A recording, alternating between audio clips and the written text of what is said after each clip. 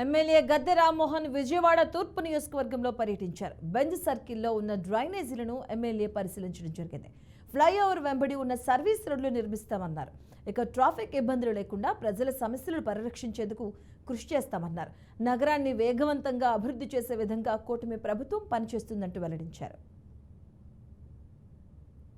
20 సంవత్సరాలు గడిచిన సందర్భంలో చాలా మెట్లు వీక్ అయినాయి. ఇవాళ లేటెస్ట్ మోడల్లో మెట్లన్నీ కూడా ఒక ప్రణాళికాబద్ధంగా తయారు చేయాలని చెప్పి ఒక కార్యక్రమం కూడా రూపకల్పన చెందుతుంది. ప్రధానంగా పెద్దవాళ్ళు లేదా ఎక్కలేని వాళ్ళు రైలింగ్ బట్టును ఎక్కే విధంగా గత ప్రభుత్వంలో 2014-19లో నారా చంద్రబాబు నాయుడు గారు ముఖ్యమంత్రి ఉన్నప్పుడు ఈ ప్రాంతాన్ని పాదయాత్రతో వచ్చినప్పుడు రైలింగ్ అనేది అవసరం అని చెప్పి ఆ రోజున ఒక ప్రాజెక్టుగా ఒక చోట వేయమని చెప్పారు. దాన్ని కంటిన్యూస్ గా అన్ని చోట్ల వేద్దామని చెప్పారు. సో ఆ విధానంలోనే మంచినీటి సౌకర్యం గాని, రహదారులు గాని, అండర్ గ్రౌండ్ డ్రైనేజ్ గాని, అంటే చాలా సమస్యలు ఉన్నాయి. కొంత పబ్లిక్ ను కూడా చైతన్యపరచాల్సిన అవసరం ఉంది. అన్నం మెతుకులు వేయటం వలన అండర్ గ్రౌండ్ డ్రైనేజ్ చాలా ఇబ్బందులు పడుతూ ఉంది.